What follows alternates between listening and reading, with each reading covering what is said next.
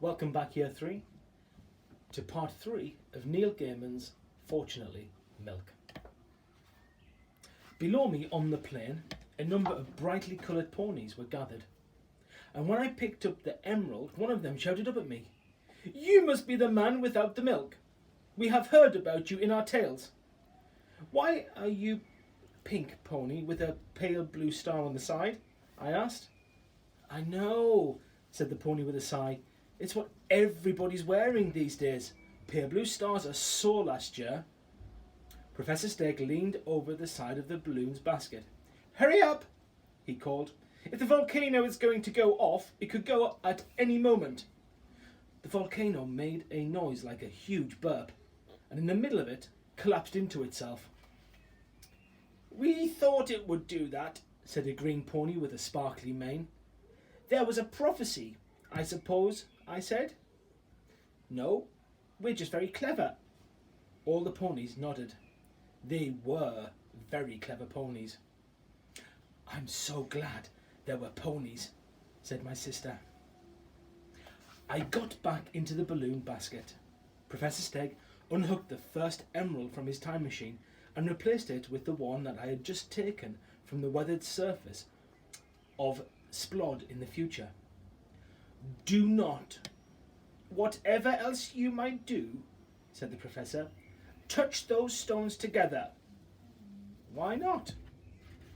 "Because according to my calculations, if the same object from two different times touches itself, one of two things will happen. Either the universe will cease to exist, or three remarkable dwarves will dance through the streets with flower pots on their heads." "That sounds astonishingly specific," I said. "I know, but it's science, and it is much more probable that the universe will end." "I thought it would be," I said. "You look so sad," Professor Steg told me. "I am. It's the milk. My children are breakfastless." "The milk," said Professor Steg. "Of course." And with that, Professor Steg pressed the red button with his heavily armoured tail. There was a zoom and a twarp and a thang, and we were hurtling through the cosmic void. Then it was dark. Very dark. "Oops," said Professor Steg. "Overshot a little, only by a week. Hold on." Professor Steg leaned over the side of the basket. "Excuse me," he said. "Is there anyone around?" "Only me," said a very surprised-sounding voice from below us. The priest of Splod. "Who is that up in the sky? Is it a bird? You do not sound like a bird." "I am not a bird," said Professor Steg. "I am a marvellous yet mysterious and prophetic voice telling you a mighty prophecy. So mighty that, very mighty indeed. Listen, when a huge and good-looking spiny-backed individual, monster, I told him. The prophecy said monster. Accompanied by a scrawny human being of a revolting appearance, said Professor Steg. Well, that wasn't necessary. Lands in a floaty ball person carrier, you must not sacrifice them. You must instead take them to the volcano and give them the eye of Splod. And this shall be the way that you shall know them. The human being will be holding up some milk." "Is that the prophecy?" said the voice.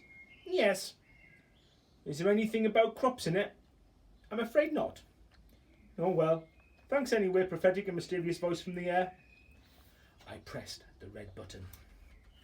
Daylight. We were in the middle of a very familiar volcanic eruption. "Quickly," I said, "give me the emerald." A little way away, I could see a balloon being blown through the sky, while fire and ash were swept around it by the wind.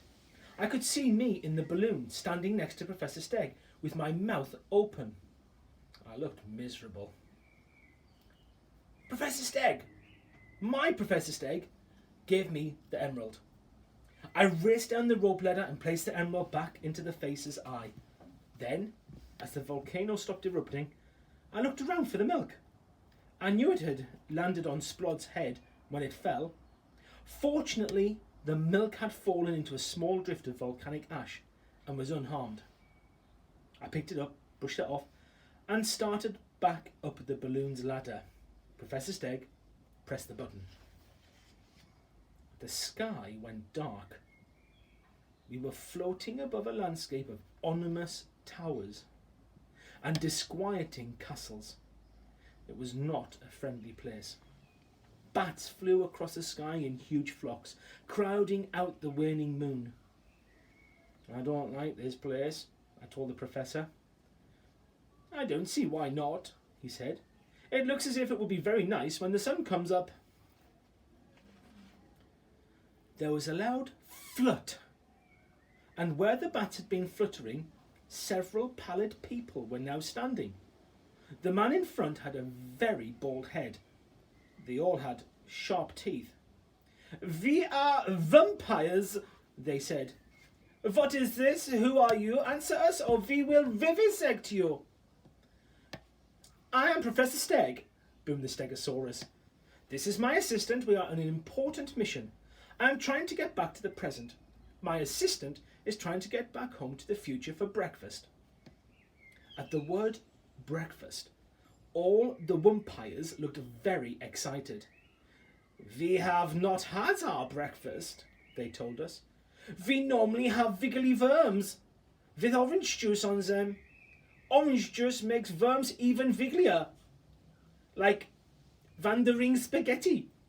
But if we cannot eat worms, we will eat assistant or even roast professor." One of the vampires took out a fork and looked me up and down in a hungry sort of way. The baldest, most bulging-eyed, rattiest of the vampires said, "What is this box?" "It is my finest invention," began Professor Steg proudly, but I interrupted. "It is to keep sandwiches in," I said. "Sandwiches?" said the vampire. "Sandwiches," I said, with as much certainty as I could muster. "We thought it was a time machine," said the head vampire with a sly, sharp smile, "and we could use it to invade the world." "Definitely sandwiches," I told him. "What happens if I press this button, then?" asked a lady vampire. She had long black hair that covered most of her face and peered out at the world with one suspicious eye. She pressed the button. We went forward 6 hours in times. "See?" said the professor happily. "All this place needed to brighten it up is a little bit of sunshine." The head vampire said, "What?" and dissolved into a cloud of oily black smoke. So did all his friends.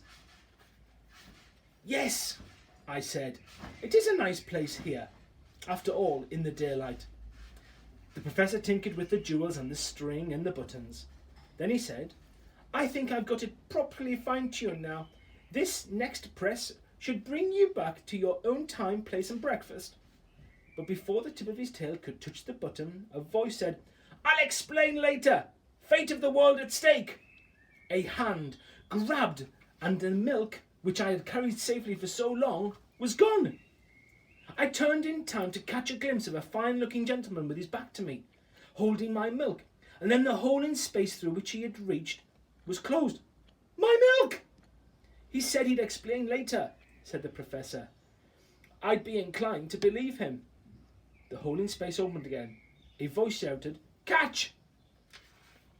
And the milk came rocketing through.